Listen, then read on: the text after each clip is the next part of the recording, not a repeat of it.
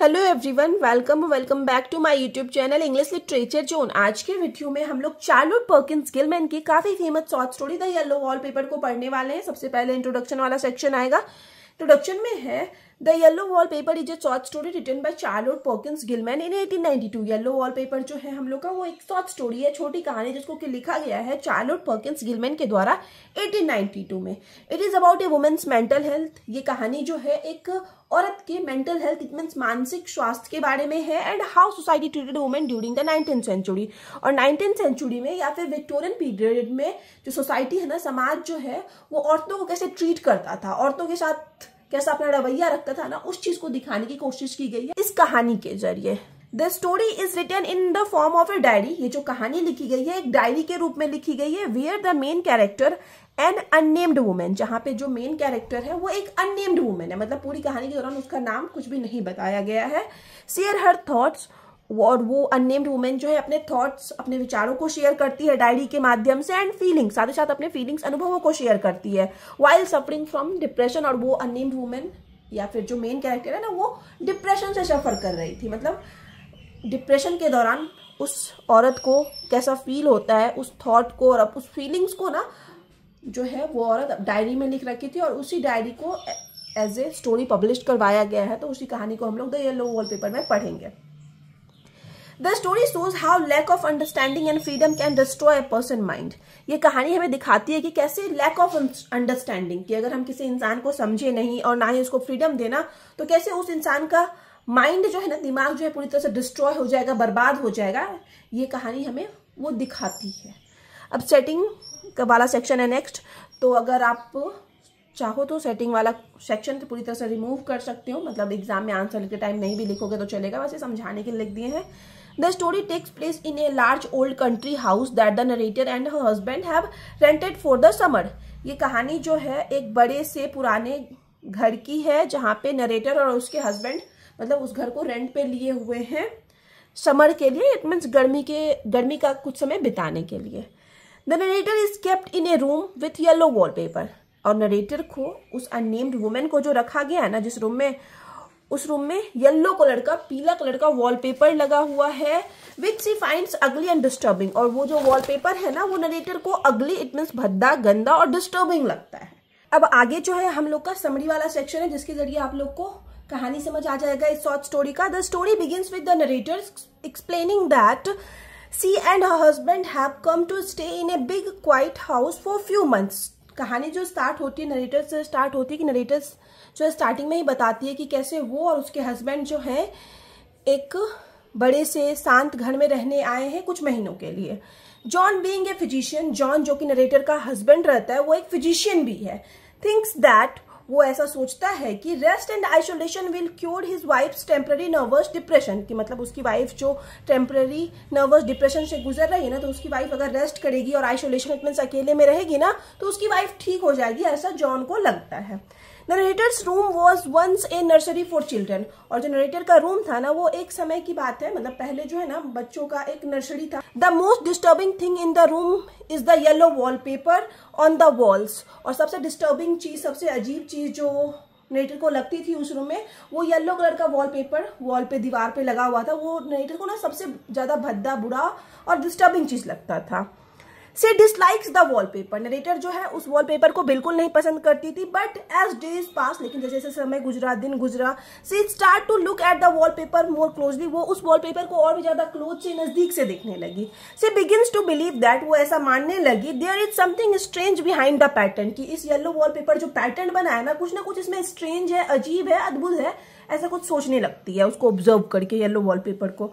A shape that looks like a women trapped behind bars. और जो वो shape बना हुआ है, जो पैटर्न बना हुआ था ना येलो वॉलपेपर पे, वो ऐसा प्रतीत होता था कि जैसे कोई एक वुमेन है ना, वो ट्रैप्ड है, मतलब फंसी हुई है एक बार्स के अंदर, इट मीन्स एक जेल में कैद है। इस तरीके का कुछ जो है अजीब सा पैटर्न बना हुआ था उस येलो वॉलपेपर पे, ऐसा नरेटर को लगता था। आगे हम कोटेशन यूज कर रखे हैं जो कि इसी शॉर्ट स्टोरी से रिलेटेड है। And she is all the time trying to climb through but nobody could climb through the pattern, it strangle. So अब आगे है, because she is not allowed to talk और राइट मच, क्योंकि जो narrator है उनको नहीं अलाउ था कि वो बहुत ज्यादा बात करे या फिर कुछ लिखे।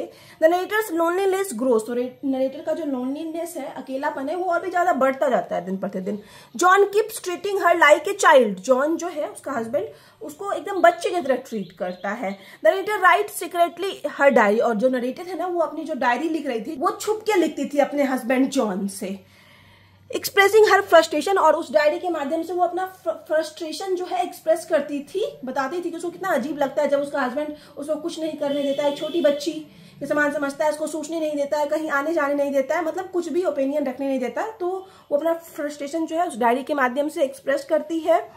सी सेज, वह कहती है, she feels like a prisoner in her own life, narrator को ऐसा लगता है कि वो खुद की लाइफ में है, एक प्रिजनर की तरह है, एक कैदी की तरह है। Her only company is the wallpaper in her room, और उसका बस एक ही साथी था, वो जो वॉलपेपर लगा हुआ था उसके रूम में, वही उसी को वो अपना साथी मान लेते नरेटर। एट नाइट, अब रात में, the narrator sees the wallpaper move as if the women side is crawling around, रात में नरेटर को लगता है क्या कि वॉलपेपर में जो वुमेन है ना वो क्रोल कर रही है, इट मीन्स रेंग रही है, घिसट रही है, आगे बढ़ने की कोशिश कर रही है। सी इवन थिंक्स दैट, मतलब नरेटर कभी कभी ये भी सोचती है that the women sometimes escapes and crawl outside in the garden during the day, narrator को लगता है कि ये जो औरत जो वॉलपेपर में दिख रही थी वो कभी कभी क्रॉल करते हुए, इट मीन्स घसीटते हुए ना गार्डन में पहुंच जाती है दिन के समय, ठीक है। नरेटर के दिमाग में ये सारी चीजें चल रही होती है। It is the same women I know, for she is always creeping and most women do not creep by day night, तो इस तरीके का कोटेशन यूज किया है जो कि इसी लाइन से रिलेटेड है। As the day go by, और जैसे जैसे मतलब दिन बीतता जाता है, the narrator's connection with reality weakens, तो नरेटर का कनेक्शन जो है ना वास्तविकता के साथ और भी कम हो जाता है, अकेले रहने की वजह से, कुछ नहीं सोचने की वजह से, कुछ नहीं करने की वजह से उसका माइंड और भी डिस्टर्ब हो जाता है।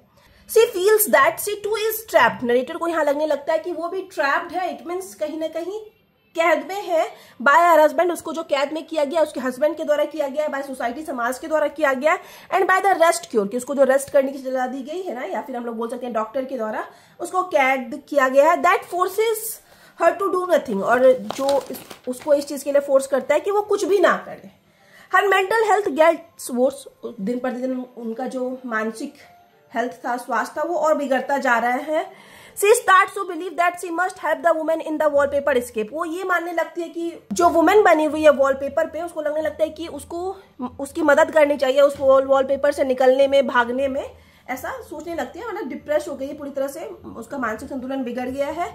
One day John and jenny go out, एक दिन जॉन, इट मीन उस नरेटर का husband, and jenny go out, और जेनी जो है उस नरेटर की बहन रहती है, मतलब उसी के साथ रहती है उसके देखभाल के लिए, तो दोनों बाहर जाते हैं। And the narrator locks herself in the room, और तभी नरेटर जो है खुद को रूम में बंद कर लेती है। She decides to tear down the wallpaper to free the trapped women, तो वो डिसाइड करती है, तय करती है कि जो वो ट्रैप्ड वुमेन है, फंसी हुई है ना वो औरत, वॉलपेपर के माध्यम से निकल नहीं पा रही है, उस वॉलपेपर को फाड़ कर वो जो है उस औरत को आजाद कर देगी, ऐसा नरेटर सोचती है। She spends hour pulling off the paper from the walls, और वो घंटों तक लगातार वॉलपेपर को निकालने की कोशिश करती रहती है दीवार से। बाय द एंड, और अंत तक ऑफ द स्टोरी, इस कहानी के, the narrator believes that, narrator को ऐसा यकीन हो जाता है कि she herself is the women who has trapped, कि वो खुद ही वही महिला है जो ट्रैप्ड है, मतलब वॉलपेपर पे जो महिला बनी हुई है ना उसको खुद से रिलेट करने लगती है। सी सेज, वह कहती है, I have got out at last in spite of you and Jane. When John returned and opens the door, अब जब नरेटर का हस्बैंड वापस आता है और दरवाजा खोलता है, he sees his wife creeping and crawling on the floor, वो देखते हैं कि उसकी पत्नी जो है क्रीपिंग, इट मीन्स रेंग रही है और घिसट रही है फ्लोर पे, फर्श पे। सर्कलिंग अराउंड द रूम, पूरे रूम में सर्कल, इट मीन्स गोल गोल घूम रही है। सेइंग शी हैज एस्केप्ड, ये कहते हुए कि वो एस्केप्ड हो चुकी है, इट मीन्स भाग चुकी है, फ्री हो चुकी है। एट द एंड, अंत में, the narrator loses her sanity, narrator जो है अपनी सैनिटी, इट मीन्स हम लोग बोल सकते हैं अपनी बुद्धि पूरी तरह से खो देती है, बट गेन्स फ्रीडम, लेकिन नरेटर को यहाँ पे लगने लगता है कि उसको अब स्वतंत्रता मिल गई है। दाउ सी बिकम्स मेंटली इल, हालांकि वो मेंटली, मानसिक बीमार हो चुकी है। She breaks free from her husband control, लेकिन उसको ऐसा लगने लगा है कि अब वो अपने हस्बैंड के कंट्रोल से, नियंत्रण से बिल्कुल आजाद है, फ्री है। The story ends on A shocking note, और ये जो कहानी है इसी शॉकिंग नोट के साथ खत्म हो जाती है कि सी हैज लॉस्ट हर माइंड, कि वो अपना माइंड खो चुकी है, दिमाग खो चुकी है, बुद्धि खो चुकी है। But her spirit is finally free, लेकिन उसका जो स्पिरिट है, आत्मा है ना, वो फ्री हो चुका है, उसको फ्रीडम मिल चुकी है। ठीक है, यहाँ पे हम लोग का कहानी वाला सेक्शन खत्म हो जाता है। नेक्स्ट अब सबसे आखिरी सेक्शन कंक्लूजन वाला है। कंक्लूजन में है, Thus the yellow wallpaper is a story about freedom, individuality and silent suffering of a woman। इस प्रकार हम लोग का जो शॉर्ट स्टोरी है द येलो वॉलपेपर, वो कहानी है स्वतंत्रता के बारे में, इंडिविजुअलिटी इट मीन्स व्यक्तित्व के बारे में, और साथ ही साथ इसमें ना एक साइलेंट सफरिंग इट मीन्स हम लोग बोल सकते हैं एक मौन पीड़ा दिखाई गई है वुमेन की।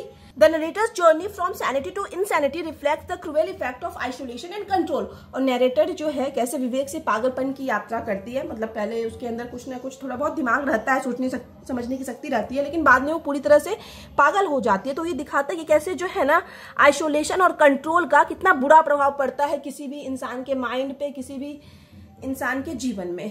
Charlotte Perkins Gilman wanted people to see that a woman's mind and creativity should never be suppressed। Charlotte Perkins Gilman जो है लोगों को ये दिखाना चाहती कि किसी भी औरत के माइंड को इट मीन्स उसके दिमाग को और उसकी क्रिएटिविटी इट मीन्स रचनात्मकता को कभी भी ना सप्रेस नहीं करना चाहिए, दबाने की कोशिश नहीं करनी चाहिए।